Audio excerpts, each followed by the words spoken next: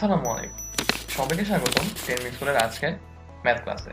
আপনাদের সাথে আছি আমি নাফিজ ইসলাম এবং আজকে আমরা ম্যাথের খুবই একটা বেসিক বিষয় নিয়ে আলোচনা করব, যেটার নাম হচ্ছে দ্বিপদী বিস্তৃতি। চলুন তাহলে শুরু করা যাক।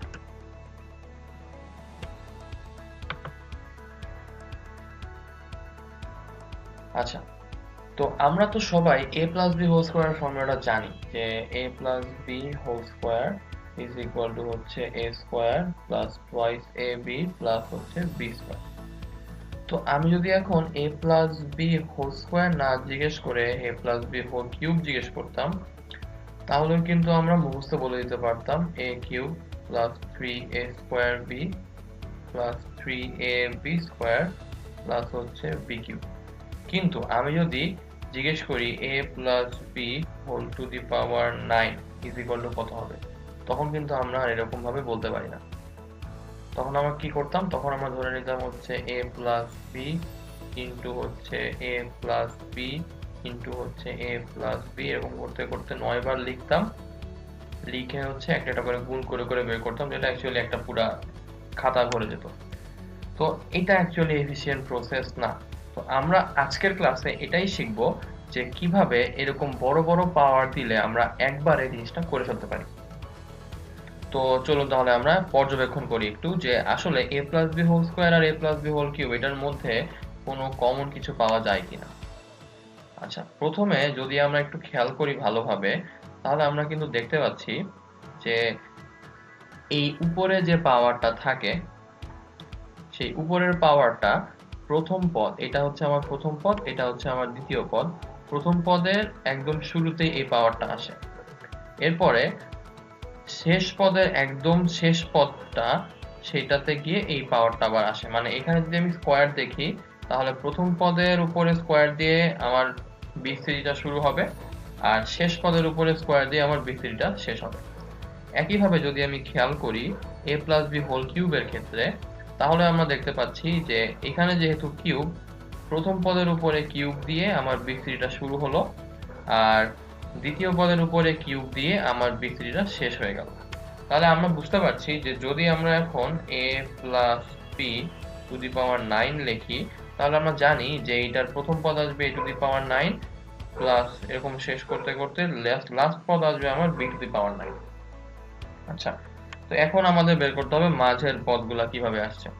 ওকে, তাহলে এইবার আমরা হচ্ছে মাঝের পদের দিকে একটু পর্যবেক্ষণ শুরু করি, যে মাঝের পদগুলা যদি আমরা একটু ভালোভাবে তাকাই, তাহলে আমরা দেখতে পাচ্ছি যে প্রথমে যখন আমরা a প্লাস বি হোল স্কোয়ারের দিকে যাই, তখন এই টুয়াইস এ বি এই টার্মটা দিয়ে কিন্তু খুব একটা ভালোভাবে বোঝা যায় না যে অ্যাকচুয়ালি কিভাবে মাঝের পদগুলো আসছে।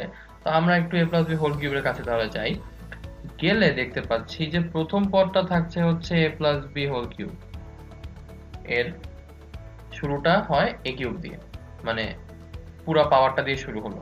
দেন এর পরের পদে গিয়ে এই পাওয়ারটা 1 কমে গেল,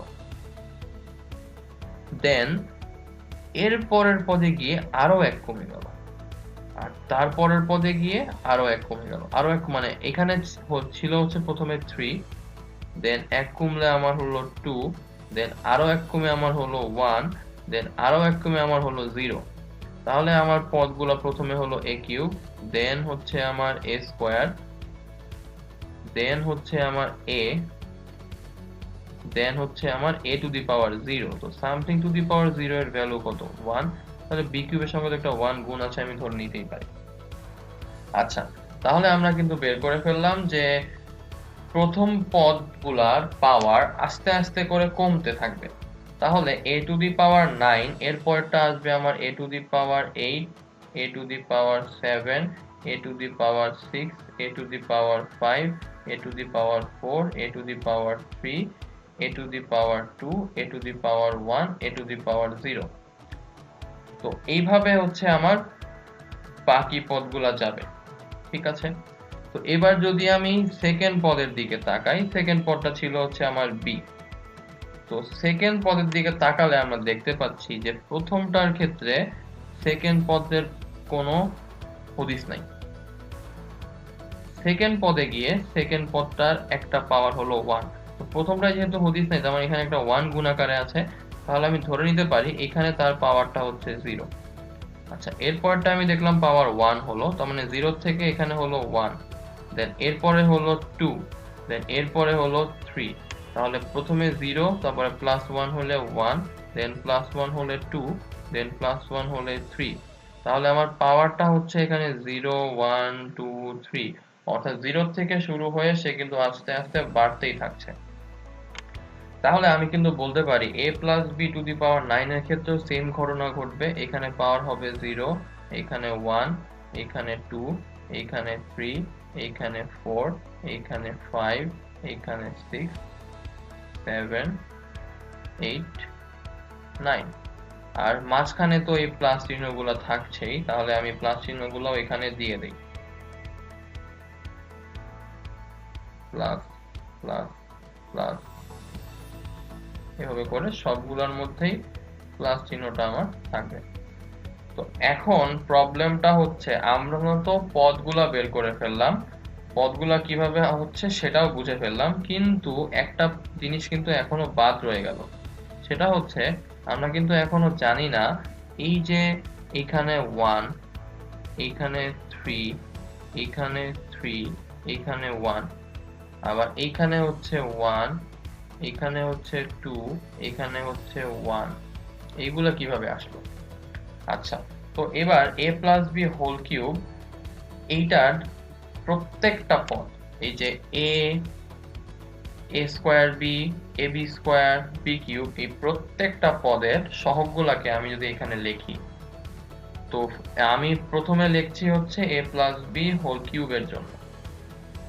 তো কিউবের জন্য আমি লিখতে পারলাম হচ্ছে 1 3 3 1।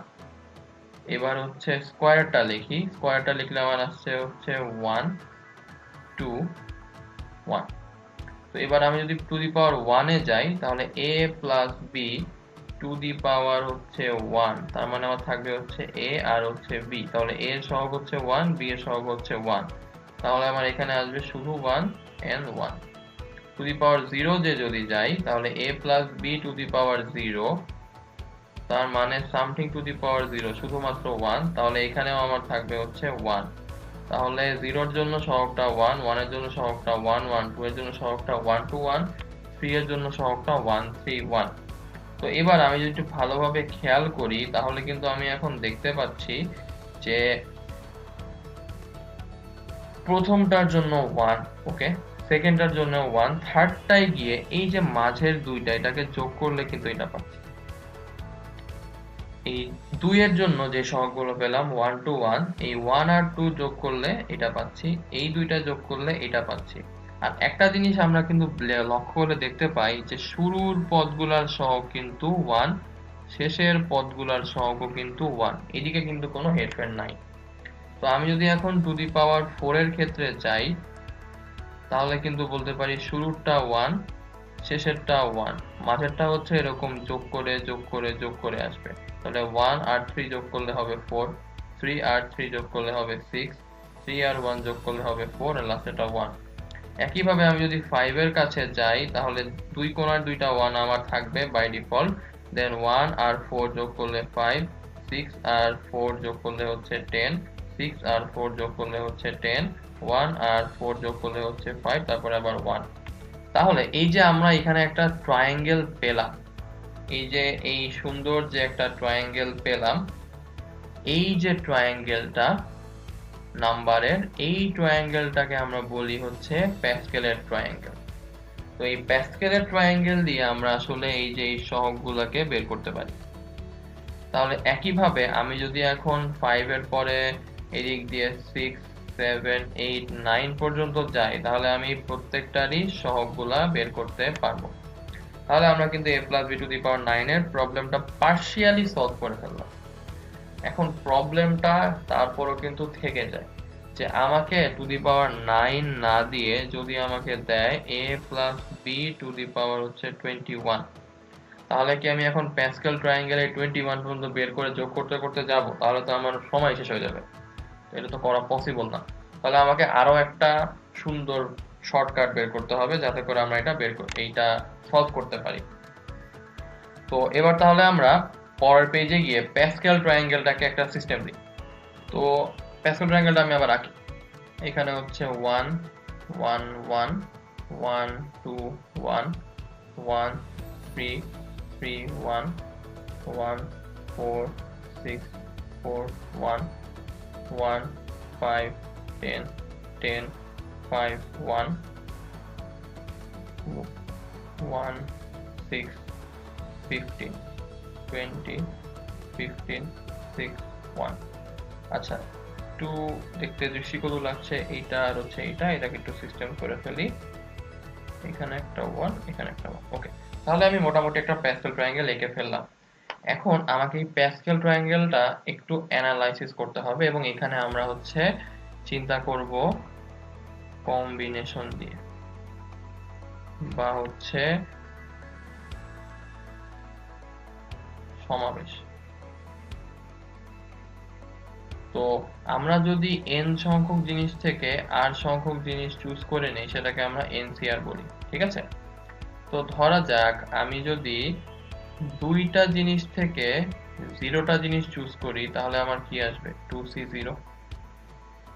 এই 2C0 এর ভ্যালু কিন্তু 1। কোনো কিছু চুজ করছি না, এটাও কিন্তু একটা চুজ করা। আবার আমি 2টা জিনিস থেকে যদি হচ্ছে একটা জিনিস চুজ করে নেই সেটা কতভাবে চুজ করতে পারি? প্রথমটা নিলাম, সেকেন্ডটা নিলাম, দুইভাবে চুজ করতে পারি। আর 2টা জিনিস থেকে 2টা জিনিসই চুজ করতে পারি কিন্তু একটা উপায়। এবার আমি যদি এই জিনিসগুলাকে একটু ভালোভাবে লক্ষ্য করি, আমরা কি দেখতে পাচ্ছি যে এই 1 এখানে আছে, এই 2 এইখানে আছে, এই 1 আসলে এখানে আছে। তাহলে আমি কিন্তু এদেরকে রিপ্লেস করতে পারি 2C0, 2C1 আর 2C2 দিয়ে, তাই না?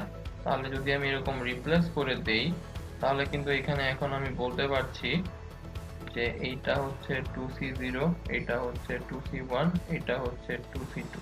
আচ্ছা, এটা কি এখন অ্যাকচুয়ালি ঠিক হলো কিনা আমরা একটু খুঁজে দেখি যে পাওয়ার 3টা অর্থাৎ কিউবটার মধ্যেও কি সেম ফর্মুলা খাটে কিনা। তো আমরা আবার ফেরত যাই। এবার হচ্ছে আমি খেয়াল করে দেখি 3টা জিনিস থেকে 0টা জিনিস নিলে কত আসে? 1। 3টা জিনিস থেকে একটা জিনিস কতভাবে নিতে পারি? 3 উপায়ে। 3টা জিনিস থেকে 2টা জিনিস কতভাবে নিতে পারি? 3 উপায়ে। 3টা জিনিস থেকে 3টা জিনিসই কতভাবে নিতে পারি? একটা উপায়ে। এবারও কিন্তু দেখলাম যে একই জিনিস করেসপন্ড করছে 1 3 3 1। তাহলে কিন্তু আমি এগুলাকেও এখন রিপ্লেস করে দিতে পারি। তাহলে রিপ্লেস করে দেই। তাহলে এখন এখানে কিন্তু আমি লিখতে পারছি এটা হচ্ছে 3C0, এটা 3C1, এটা 3C2, এটা হচ্ছে 3C3। তাহলে একইভাবে আমি কিন্তু এখন তাহলে এই 4 এরটাও বলে দিতে পারবো। 4 এরটা অ্যাকচুয়ালি তাহলে কিভাবে আসবে? তাহলে আমি কিন্তু এখন একইভাবে এই 4 এরটাও বলে দিতে পারবো। তাহলে 4 এরটা অ্যাকচুয়ালি কিভাবে আসবে? 4C0, 4C1, 4C2, 4C3, 4C4। তাহলে 5 এরটা 5C0, 5C1, 5C2, 5C3, 5C4, 5C5। তাহলে কি আমরা বুঝতে পারলাম? তাহলে এখন যদি আমি a plus b to the power 9 পর্যন্ত যাই তাহলে আমার প্রথমটা সহগ আসবে 9C0, দেন 9C1, 9C2, 9C3 এরকম করতে করতে 9C9 পর্যন্ত গিয়ে তারপরে কি আবার 9C10 এ যাবে? যাবে না। তখন কিন্তু এই যে কম্বিনেটরিক্স এর রুলটা অ্যাপ্লিকেবল। r এর ভ্যালু কখনোই n এর ভ্যালু থেকে বড় হতে পারবে না, তার মানে লাস্ট লিমিট 9C9 পর্যন্ত। তাহলে আমরা কিন্তু এই রাফলি দ্বিপদী বিস্তৃতির ক্ষেত্রে যত বড় পাওয়ারই দিক না কেন কিভাবে আসে সেটা কিন্তু বের করে ফেলতে পারলাম। তো আমাকে যদি এখন বলে এই a plus b to the power 9 এইটার বিস্তৃতিটা ঘটাতে, তাহলে কিন্তু আমরা এখন ঘটিয়ে ফেলতে পারবো। তাহলে একটু ফ্রেশ করে a plus b whole to the power 9 এর বিস্তৃতিটা আমরা করে ফেলি। তো a plus b to the power হচ্ছে 9। তো আমার প্রথম পদটা শুরু হবে a টু দি পাওয়ার 9 দিয়ে, আর শেষ পদটা শেষ হবে হচ্ছে আমার b টু দি পাওয়ার 9 দিয়ে। এরপরে হচ্ছে প্রথম পদে b এর পাওয়ার থাকবে 0, আর শেষ পদে হচ্ছে a এর পাওয়ার থাকবে 0। এবার আস্তে আস্তে আমি a এর পাওয়ার গুলা কমাতে থাকি, b এর পাওয়ার গুলা বাড়াতে থাকি।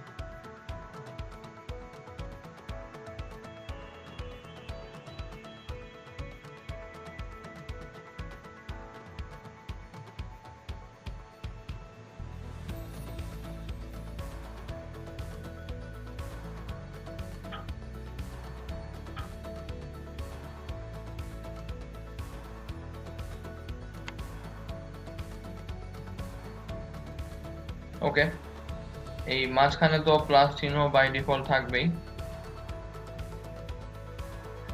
তো প্লাস চিহ্নগুলো বাই ডিফল্ট দিয়ে দেই। এবার সহগগুলো আমি লিখব। তো সহগগুলো কি হবে? প্রথমটায় আসবে 9c0, তারপরেরটায় 9c1, তারপরেরটায় 9c2, তারপরেরটায় 9c3, তারপরেরটায় 9c4, তারপরেরটায় 9c5, তারপরেরটায় 9c6, তারপরেরটায় 9c7, তারপরেরটায় 9c8, তারপরেরটায় 9c9। তাহলে আমরা কিন্তু সুন্দর মতো এখন এক লাইনে a plus b whole to the power 9 এর ফর্মুলাটা লিখে ফেললাম। আচ্ছা, তো এখন আমরা যদি একটু বড়টার ক্ষেত্রে যাই, আমরা a plus b whole to the power 9 থেকে এখন আমরা আবার অ্যানালাইসিস করব। তো এবার আমি a plus b whole to the power 9 এর ক্ষেত্রে যদি আমি অ্যানালাইসিস করি, এটা হচ্ছে আমার ফার্স্ট টার্ম, এটা second, third, fourth, fifth, six, 7, 8, 9, 10। পাওয়ার ছিল 9, টার্ম পাইলাম হচ্ছে 10। আচ্ছা, এটা কি প্রথমবার ঘটলো? না, কিন্তু আমরা যখন a plus b whole square নিয়েছিলাম তখন কি হয়েছিল? a square plus twice ab plus b square.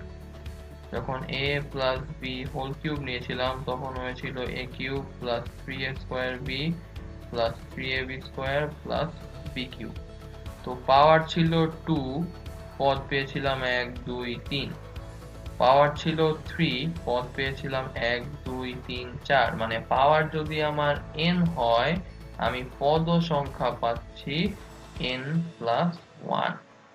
তাহলে একটা কিন্তু আমরা সুন্দর ফর্মুলা পেয়ে গেলাম যে আমার পাওয়ার যাই থাকুক তার থেকে একটা বেশি আমার পদ সংখ্যা থাকবে। ওকে, এটা আমার ফার্স্ট অবজারভেশন। সেকেন্ড অবজারভেশন যদি আমি চেক করি, আমরা তো NC/R এর ভ্যালু ব্যবহার করছি, তাই না? তো R এর ভ্যালু যখন 0, তখন পদ সংখ্যা হচ্ছে 0 থেকে 1 বেশি। R এর ভ্যালু যখন 1, তখন পদ সংখ্যা হচ্ছে 1 এর থেকে 1 বেশি।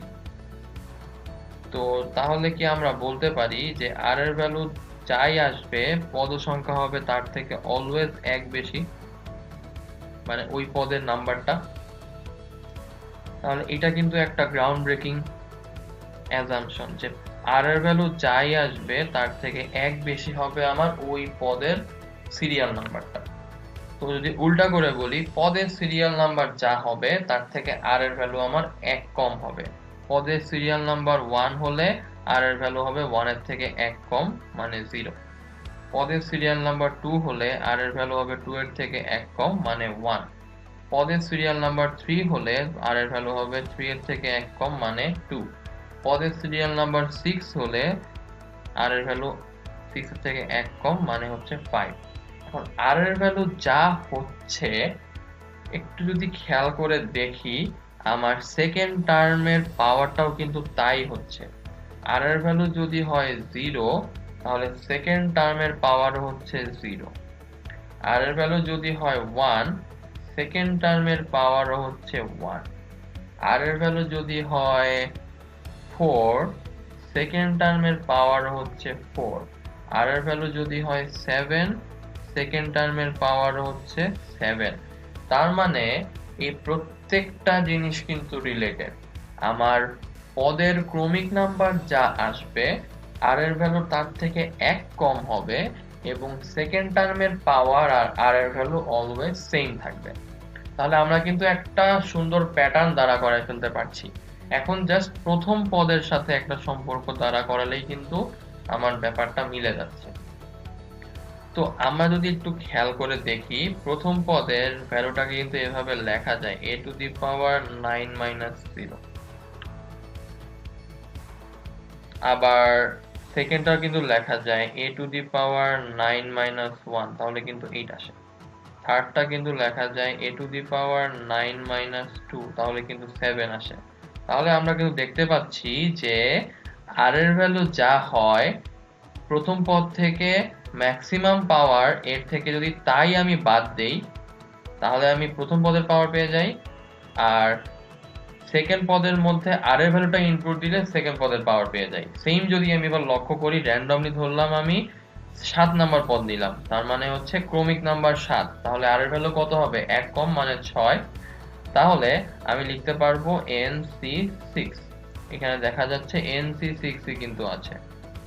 আচ্ছা, এবার আমি এর ভ্যালু মানে এর পাওয়ারটা ম্যাক্সিমাম মানে 9 এর থেকে এই 6টা কমাই দিব, তাহলে আমার আসছে কত? a to the power 9 minus 6, তার মানে অ্যাকচুয়ালি কত? 3। এখানে কিন্তু দেখতে পাচ্ছি এর পাওয়ারটা আমার 3 ছিল, আর b এর পাওয়ারটা আমি হুবহু বসাই দিব আর এর ভ্যালুটাই মানে 6, তাহলে কিন্তু আমি 7 নাম্বার পদটা পেয়ে গেলাম। আমরা কিন্তু দেখতে পাচ্ছি 7 নাম্বার পদ কিন্তু তাই ছিল।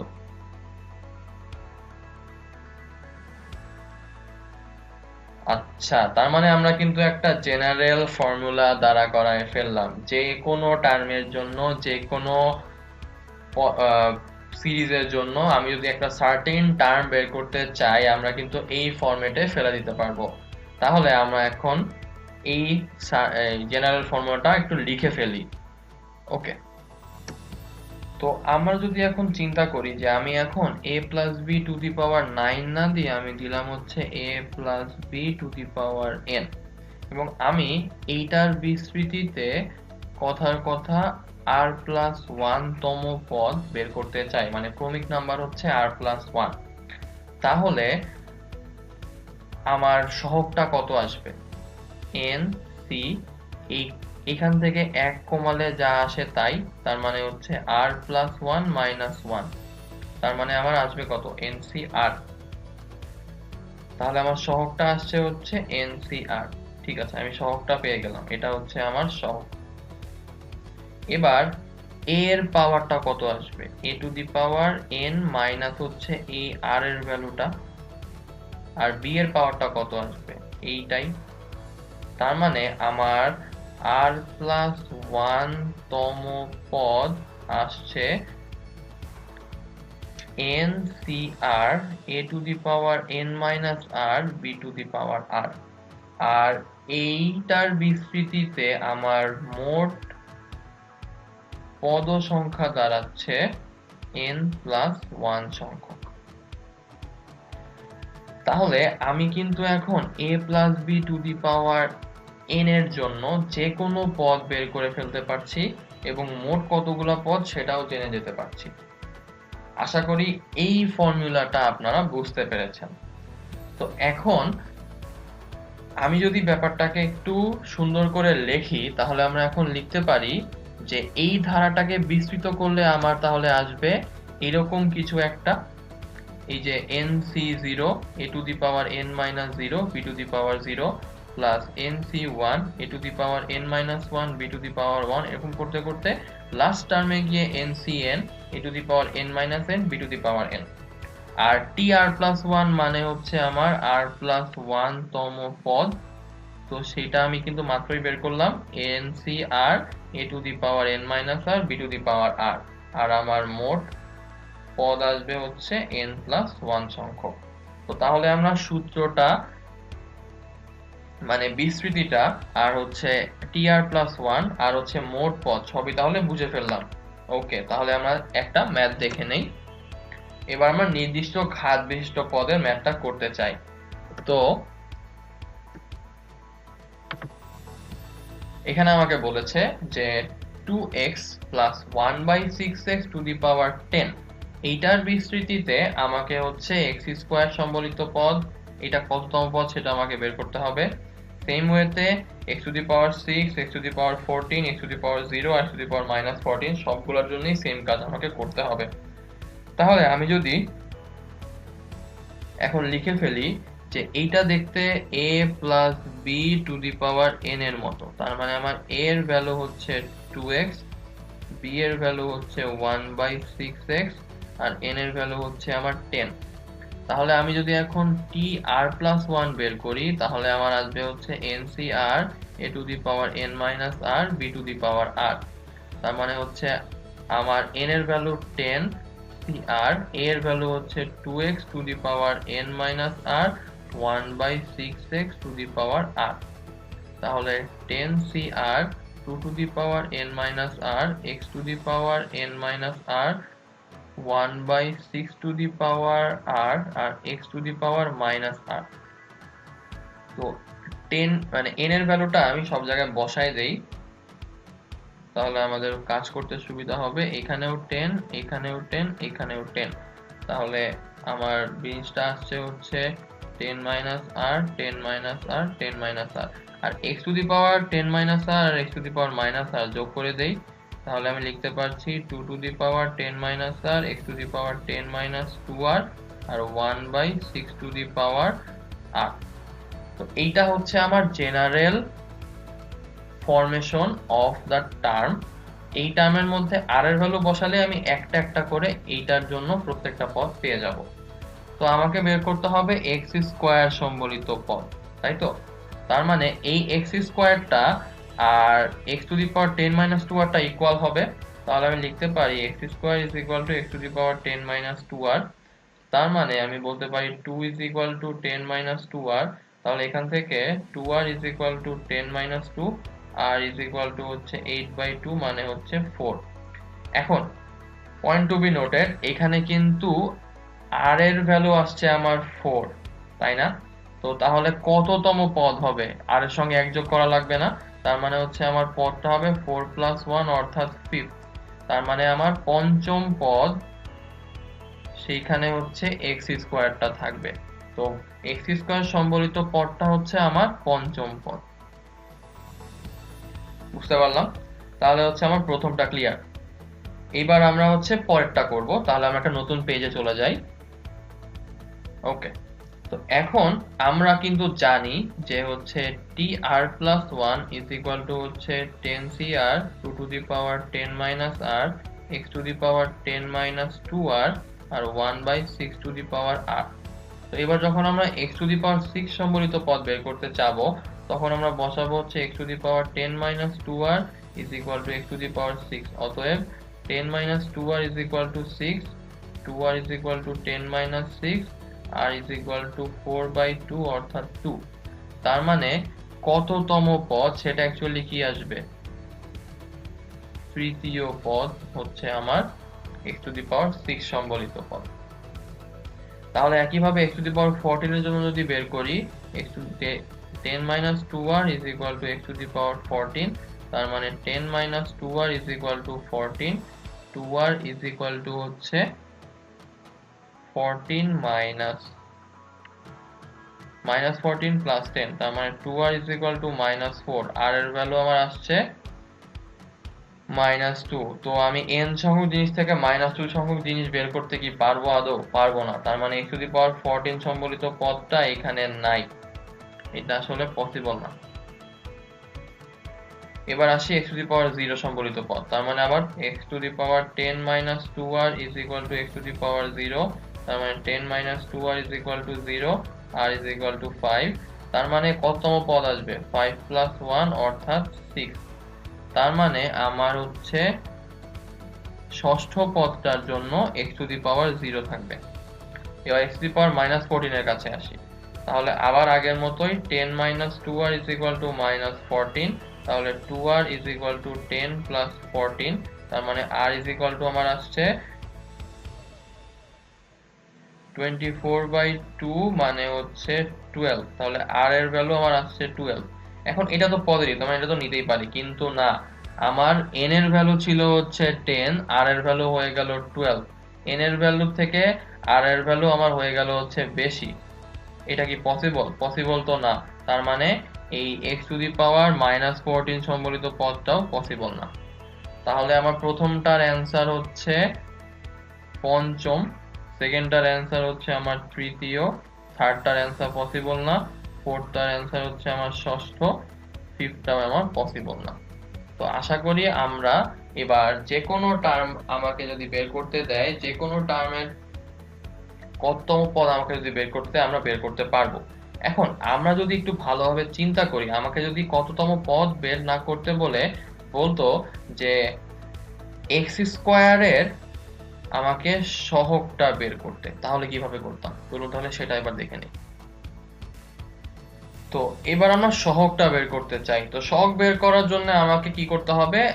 আবার tr+1টা বের করতে হবে। তো আমরা কিন্তু জানি যে এটার ক্ষেত্রে tr+1 আসবে হচ্ছে 10cr 2^10 - r x⁻10 - 2r 1/6r। তো এই x টার্মটা বাদে বাকি পুরোটাই কি আমার সহগের মধ্যে পড়ে না? তো x স্কয়ারের জন্য আমরা r এর ভ্যালু পেয়েছিলাম কত? 4। তাহলে এই x স্কয়ারের সহগটা আমার আসলে কত আসবে? 10c4 2^10 - 4 x⁻10 - 2 * 4 1/6r।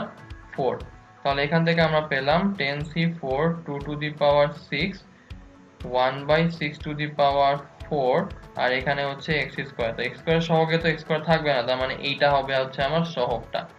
অর্থাৎ সহগটা হচ্ছে 10c4 2^6 6^4। এটাই হচ্ছে আমার অ্যান্সার। তো এরকম ভাবে আমাকে যদি x স্কয়ার না দিয়ে x⁶ দিত বা x⁻10 দিত, সবগুলোই কিন্তু আমরা এখান থেকে বের করে ফেলতে পারতাম। তো আশা করি ম্যাথটা আমরা বুঝতে পেরেছি। তাহলে এবার আমরা পরের টাইপে চলে যাই, মধ্যপদ। আচ্ছা, তো আমরা কিন্তু জানি যে আমরা যদি এখন a + b হোল স্কয়ার এটাকে যদি বিস্তৃত করি, তাহলে আমি পদ পাবো a² + 2ab + হচ্ছে b², তার মানে হচ্ছে তিনটা পদ।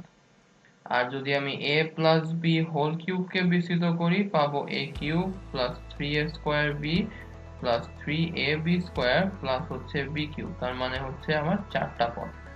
তো তিনটা পদের মধ্যে থেকে মাঝের পদটা বের করা তো ইজি, আমরা তো জানি এই যে এটা হবে মধ্যপদ। চারটা পদের মধ্যে কিন্তু মধ্যপদ, তাহলে একটা বের করা পসিবল না, কারণ এদিকেও দুইটা এদিকেও দুইটা, তার মানে অ্যাকচুয়ালি আমার চারটা পদের মধ্যে থেকে মধ্যপদ আসবে আমার দুইটা। তাহলে আমরা যদি একটু ব্রড সেন্সে চিন্তা করি, আমরা কিন্তু দেখতে পাই যে পাওয়ার যখন জোড় আসে তখন পদ সংখ্যা হয় বিজোড়, এবং এই কারণেই আমার মধ্যপদ হয় হচ্ছে একটা।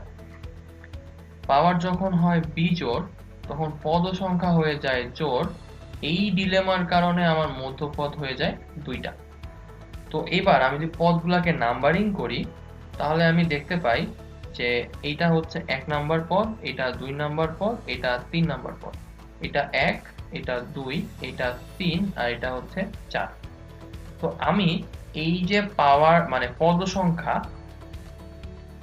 এইটার সাথে পাওয়ারের যেরকম রিলেশন আছে, তো আমি চাচ্ছি পাওয়ারের সাথে কোনটা কোনটা মধ্যপদ হবে তারও একটা রিলেশন বের করতে। তো আমরা দেখতে পাচ্ছি যে যখন স্কয়ার টার্ম হয় তখন হচ্ছে 2 নাম্বার পদটা হয় মধ্যপদ,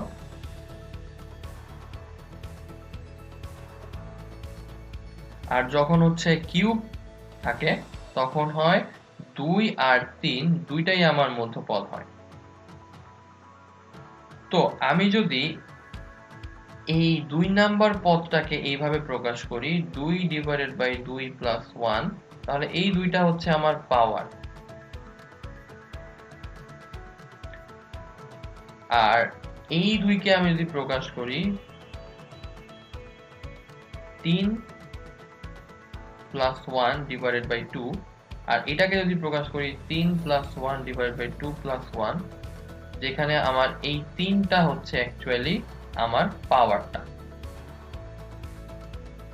তাহলে আমি যদি পাওয়ারটাকে ইন জেনারেল n ধরে নেই, তাহলে আমি কিন্তু জোড়ের জন্য বলতে পারি যে মধ্যপদ হবে n ডিভাইডেড বাই 2 প্লাস 1, আর বিজোড়ের জন্য আমি বলতে পারি মধ্যপদটা হবে n প্লাস 1 বাই 2, আর এটা হচ্ছে n plus 1 by 2 plus 1।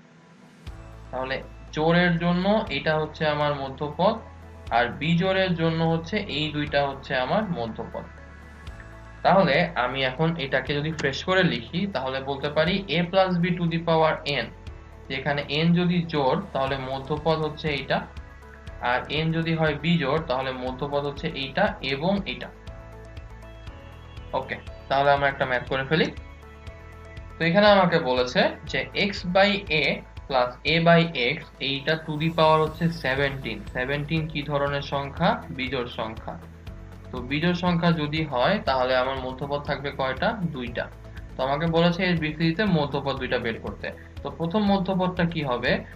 17 divided by 2, না 7 divided by plus 1 divided by 2, আর পরেরটা হবে হচ্ছে 17 প্লাস 1 বাই 2 প্লাস 1, তার মানে 18 বাই 2 মানে হচ্ছে 9, পরেরটা হচ্ছে আমার 10th।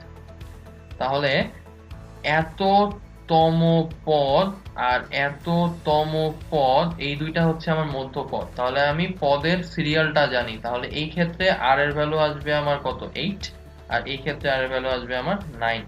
তাহলে আমি যদি বের করে ফেলি 17c8 x by a to the power 17 minus 8 a by x to the power হচ্ছে আমার 8, আর এখানে আসবে 17c9 x by a to the power 17 minus 9 R a by x to the power 9।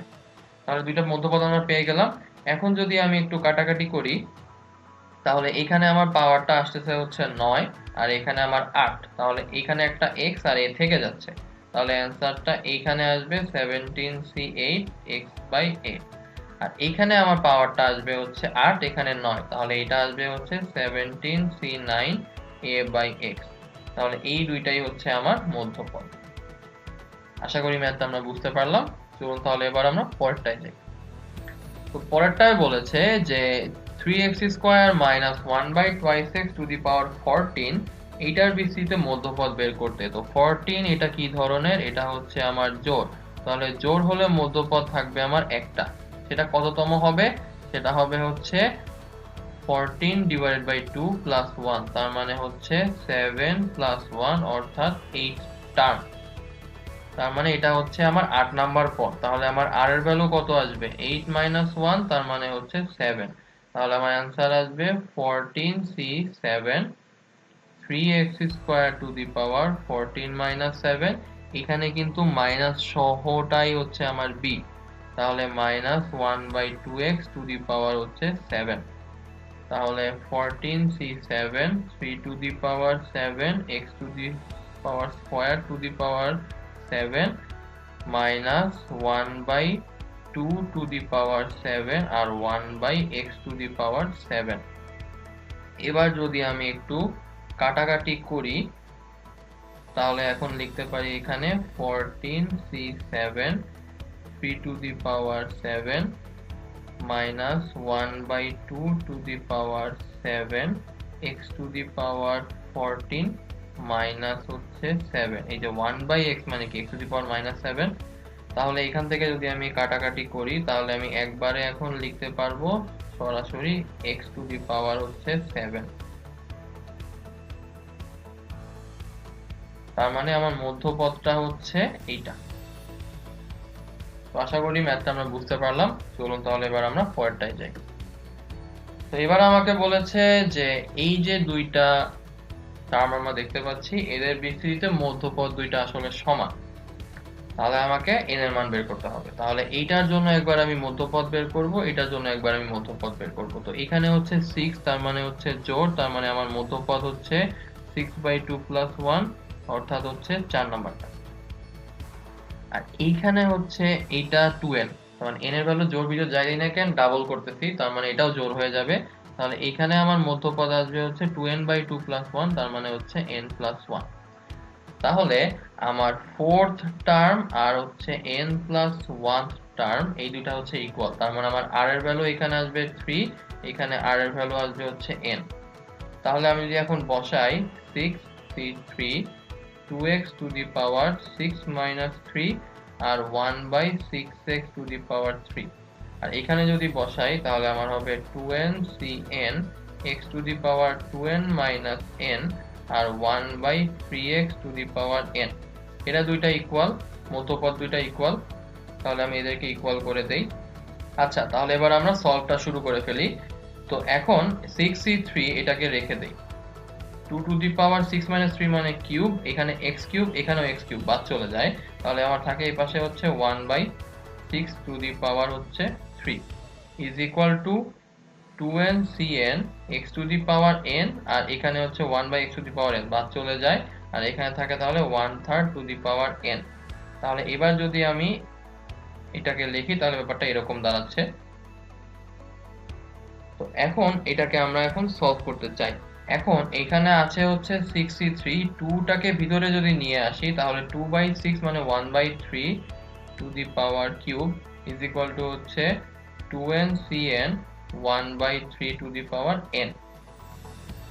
তো আমি দেখতে পাচ্ছি যে n এর ভ্যালু যদি অ্যাকচুয়ালি 3 হয় তাহলে কিন্তু ব্যাপারটা মিলে যাচ্ছে। 3 দুগুণা 6 c3 1/3 to the power n মানে 3, তার মানে এখান থেকে আমরা পাচ্ছি n এর ভ্যালু অ্যাকচুয়ালি 3। সুতরাং n এর ভ্যালু 3। আশা করি ম্যাথটা আমরা বুঝতে পারলাম। চলুন তাহলে এবার আমরা পরের টাইপে চলে যাই। তো পরের টাইপটা হচ্ছে সহগের মধ্যে সম্পর্ক। এখানে বলেছে 1 plus x to the power 48 এর বিস্তৃতিতে 25তম এবং 26তম পদ দুইটাই যদি সমান হয় তাহলে x এর মানটা আমাকে বের করতে হবে। তো যেহেতু 25তম মানে এটা হচ্ছে আমার ক্রমিক নাম্বার, তাই না? তাহলে r এর ভ্যালু কত আসবে? এর জন্য আসবে হচ্ছে আমার 24, এর জন্য আসবে হচ্ছে আমার 25। তাহলে আমি যদি এখন এটার জন্য বের করে ফেলি আমার পদটা, তাহলে আমার আসবে 48c24, 1 to the power বিয়োগ করলে আমার 1ই থাকবে, আর এখানে আসবে হচ্ছে x to the power 24, আর 25 এর জন্য আসবে হচ্ছে 48c25 x to the power 25। এই দুটো ইকুয়াল। তাহলে আমি এখন এইটাকে ভাঙাই দেই, 48 factorial divided by 48 minus 24 whole factorial into 24 factorial is equal to 48 factorial 48 minus 25 whole factorial 25 factorial into হচ্ছে x to the power 25 minus 24। তাহলে আমরা কিন্তু দেখতে পাচ্ছি যে দুই পাশ থেকে 48 ফ্যাক্টোরিয়াল আর 48 ফ্যাক্টোরিয়াল বাদ চলে যায়। এখানে 24 আর 48 minus 24 যদি করি তাহলে আমার আসছে এখানে একটা 24 আর এখানে হচ্ছে 23। তো তাহলে আমরা কিন্তু যদি এখন এটাকে সিস্টেম দিয়ে ফেলি 23 factorial 25 factorial 24 factorial 24 factorial is equal to x। তো আমরা বড়টা থেকে ছোটটা ভাঙাতে পারি। তাহলে 25 কে ভাঙালে হয় 25 ইন্টু 24 ফ্যাক্টোরিয়াল, 24 কে ভাঙালে হয় 24 ইন্টু 23 ফ্যাক্টোরিয়াল। তাহলে আমার উপর থেকে হচ্ছে একটা 25 থাকে আর এখান থেকে 23 ফ্যাক্টোরিয়াল বাদ চলে যায়, আর এইখানে হচ্ছে আমার একটা 24 ফ্যাক্টোরিয়াল বাদ চলে যায়, এখান থেকে 24 এ চলে যায়। তাহলে আমার x এর ভ্যালু দাঁড়ায় হচ্ছে 25/24। ব্যাপারটা আবার ক্লিয়ার করি, আমার ছিল হচ্ছে 23 ফ্যাক্টোরিয়াল আর এখানে হচ্ছে 25 কে ভাঙালে 25 ইন্টু 24 ফ্যাক্টোরিয়াল, আর এখানে ছিল হচ্ছে 24 ফ্যাক্টোরিয়াল 24 ইন্টু 23 ফ্যাক্টোরিয়াল। তাহলে এটা বাদ, এটা বাদ, তাহলে শুধুমাত্র থাকে হচ্ছে এটা, ওটাই আমি একবারে লিখলাম এখানে যে x = 25/24। আচ্ছা, আশা করি আমরা ম্যাথটা বুঝতে পেরেছি। চলুন তাহলে এবার আমরা পরের ম্যাথে চলে যাই। তো পরের ম্যাথটা বলেছে যে 1 plus x to the power 24 এটার বিস্তৃতিতে দুইটা ক্রমিক পদের সহগ এর অনুপাত হচ্ছে 4:1। যেহেতু ক্রমিক পদ তাহলে একটাকে আমি ধরে নিই হচ্ছে r plus 1, তাহলে এর আগেরটা কত আসবে? r আসবে। তাহলে এইটার জন্য আমার r এর ভ্যালু আসবে হচ্ছে r, এক কমালে এটার জন্য আমার r এর ভ্যালু আসবে হচ্ছে r minus 1। তাহলে এইটার জন্য আমি যদি এখন পদটা বের করি তাহলে আমার আসবে হচ্ছে 24cr 1 to the power 24 minus r x to the power r, আর এটার জন্য আমি যদি পদটা বের করি তাহলে আমার আসবে 24cr minus 1 x to the power r minus 1। তো এদের সহগটার অনুপাত আমাকে দিয়ে দিয়েছে, মানে হচ্ছে 24CR divided by 24CR minus 1 is equal to হচ্ছে 4/1। তাহলে আমি যদি এখন এদেরকে ভাঙিয়ে দেই তাহলে লিখতে পারি 24 factorial divided by 24 minus r factorial into হচ্ছে r factorial into 24 minus r plus 1 factorial into হচ্ছে r minus 1 factorial divided by 24 factorial is equal to হচ্ছে 4। তাহলে এখান থেকে যদি কাটাকাটি করি তাহলে প্রথমেই হচ্ছে আমার এই 24 ফ্যাক্টোরিয়ালটা বাদ চলে যাচ্ছে, আর এখান থেকে 24 ফ্যাক্টোরিয়াল বাদ চলে যাচ্ছে। আমি যদি r ফ্যাক্টোরিয়ালকে ভাঙাই তাহলে r মাইনাস 1 ফ্যাক্টোরিয়াল চলে আসে, তাহলে এখান থেকে r থাকে, এখানে হচ্ছে r মাইনাস 1 ফ্যাক্টোরিয়ালটা চলে যায়। আর 24 মাইনাস r প্লাস মানে কি 25 মাইনাস r, আর এখানে হচ্ছে 24 মাইনাস r আছে, তাহলে 25 মাইনাস r থেকে 1 কমালে নিশ্চয়ই 24 মাইনাস r আসবে। তাহলে এখান থেকে এই টার্মটা বাদ চলে যায় আর এখানে শুধুমাত্র হচ্ছে এইটা থাকে। তাহলে এখন যদি আমি এটাকে সিস্টেম করি তাহলে আমি লিখতে পারছি হচ্ছে 25 মাইনাস r ডিভাইডেড বাই হচ্ছে r ইজ ইকুয়াল টু 4। তাহলে এখান থেকে আমরা পাই 5r ইজ ইকুয়াল টু হচ্ছে 25, r এর ভ্যালু হচ্ছে আমার 5। তাহলে r এর ভ্যালু যদি 5 হয় তাহলে আমার পদ দুইটা কত আসবে, একটা আসবে হচ্ছে 24c5 x to the power 5 আর একটা আসবে হচ্ছে 24c4 x to the power 4। তাহলে এটাই হবে হচ্ছে আমার পদ দুইটা। তো আশা করি ম্যাথটা আমরা বুঝতে পারলাম। এরই সঙ্গে দ্বিপদী বিস্তৃতির যে মোটামুটি একটা কনসেপ্ট আমি আপনাদেরকে দিতে পারলাম। আজকে দ্বিপদী বিস্তৃতি ক্লাসটাকে আমি এখানেই সমাপ্তি ঘোষণা করছি। আশা করি আপনারা দ্বিপদী বিস্তৃতি ক্লাসটা খুব ভালোভাবে বুঝতে পেরেছেন। আপনারা আশা করি এই কনসেপ্ট দিয়ে মোটামুটি সবগুলো ম্যাথে অ্যান্সার করতে পারবেন পরীক্ষায়। পরবর্তী ক্লাসে আপনাদের সঙ্গে আমার পুনরায় দেখা হচ্ছে। সেই পর্যন্ত সকলের সুস্থতা কামনা করে আমি নাফিজ ইসলাম আপনাদের থেকে আজকে এখানেই বিদায় নিচ্ছি। ধন্যবাদ।